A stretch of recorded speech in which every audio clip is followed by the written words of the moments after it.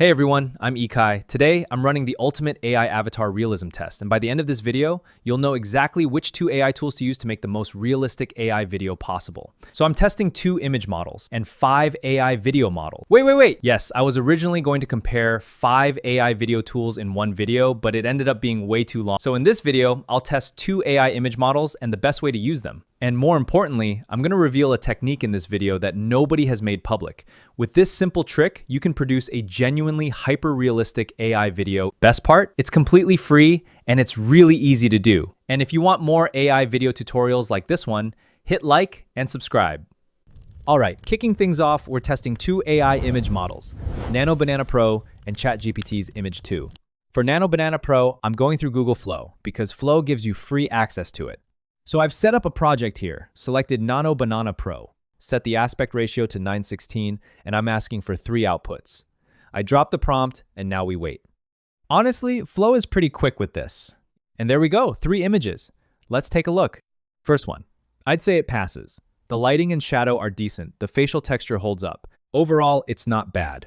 Okay. Second one is a bit brighter, more blown out in the highlights, and the skin texture starts looking a little fake to me. Overall, it's quite off. The lighting is flat and the skin texture isn't there. The last one is where it goes off the rails. It randomly slapped an Instagram story UI on top of the image. I never asked for that. About the avatar, the skin texture is mediocre and the overall lighting is a bit flat. Okay, now let's run the same prompt through ChatGPT Image 2. After that, we can compare the results side by side. By the way, if you're using ChatGPT's free plan, image generation is way slower than Nano Banana Pro on Google Flow, so you'll need a bit of patience. After about 2 or 3 minutes, we finally get the first image. I'm also generating 2 more because I want to keep this comparison fair 3 images from each model. And here they are.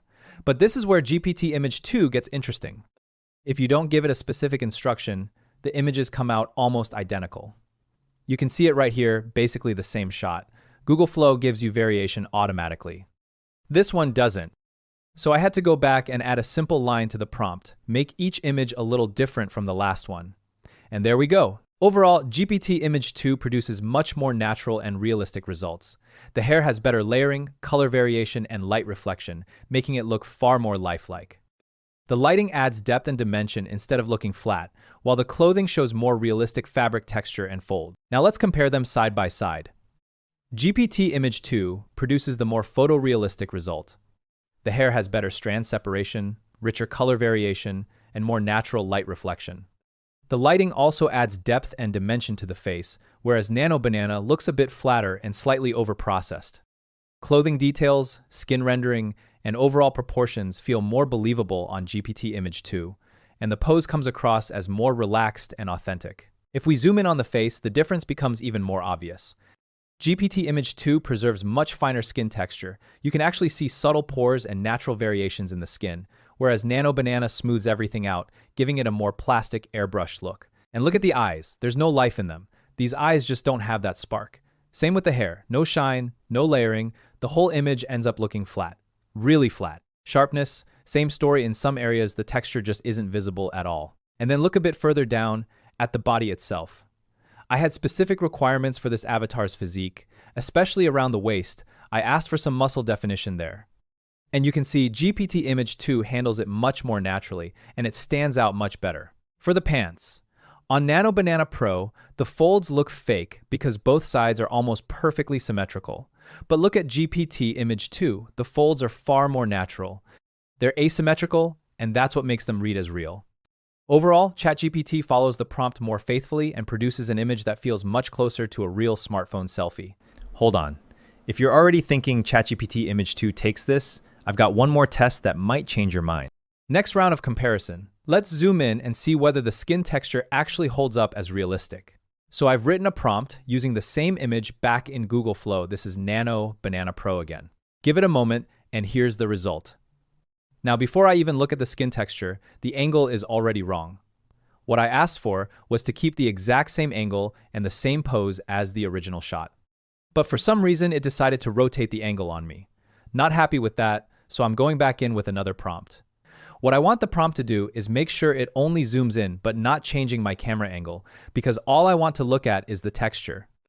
Also, later on, when I edit this video, I want to use both shots together, so they need to stay consistent and using the same camera angle. Later on, you will know what I mean. I ended up running it twice, and finally I landed on a prompt that Google Flow actually understood. It got what I was asking for. So let's see how this one turned out. First impression, not bad at all. There's a decent amount of detail in the texture. Look at the face, it's pretty fine-grained. The eyebrow hairs, the inner brow, the eyes, even little bumps on the skin. It's giving you that sense of a real person. This is another one, I would say it's pretty on the spot, very realistic. All right, let's put these 3 close-ups from Google Nano Banana Pro side by side and take a proper look at the detail. And look at this, even the bumps and unevenness in the skin, the little pores, even the blackheads on the surface, you can see all of it clearly. It's wild. Honestly, this is next level. And the eyes, the blood vessels, the tiny capillaries, and that glossy, watery reflection at the corner of the eye, all of it rendered in fine detail. Basically, I'd say 99% of people wouldn't be able to tell this was AI generated.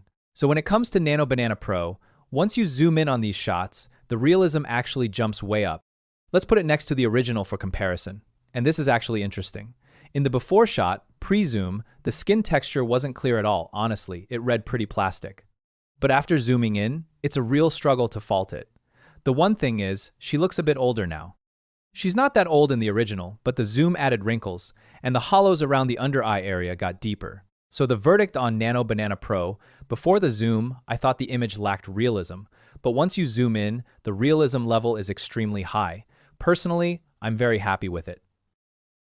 Now let's move to the next part, taking that GPT image 2 shot we liked earlier and doing the same zoom in.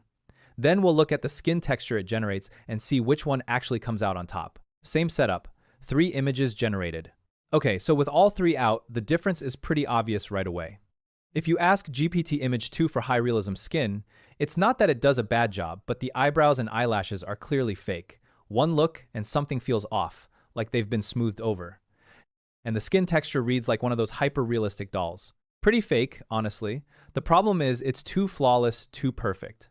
There's no fine facial hair at all, and the skin texture just isn't something a real person has. Let me take the best close-up out of the 3 and put it next to the original for comparison. And here's the interesting part. The pre-zoom image actually looks more realistic than the zoomed-in version. Once you zoom in, it completely falls apart. The skin texture just isn't convincing anymore, so for me, that's a no-go. Now, if you're making an AI video, you better use image to video. More data in, more realistic result out. But which image model? Short answer, both. I used Kling 3 to generate the video from a single image generated by GPT Image 2 as the first frame. It already looks incredibly realistic until the final zoom, where the eyes and facial details start to soften. Now here's the same shot using both GPT Image 2 and Nano Banana Pro. Even during the close-up, the skin pores, fine facial hairs, and eye details stay remarkably realistic. It's super easy to do. Take the image generated by GPT Image 2 and drop it into Google Flow. Then use Nano Banana Pro to do the close-up. Just remember to attach the original GPT Image 2 shot. Let's give it a moment and see how it comes out. First attempt, not happy with it. The skin texture detail is there, but the features are off. The eyes, nose, mouth have drifted out of position. So, simple fix. I didn't change the prompt at all, I just told it to generate again. That's one of Nano Banana Pro's quirks, with the exact same prompt. Sometimes you get a better result, sometimes worse. So just run it again. The new batch looks pretty good, so I'm discarding the old one. Alright, let's look at the result. These two, this one here, match up really well with the original, and all the fine detail is there. Now, both our close-up and our standard shot are extremely realistic.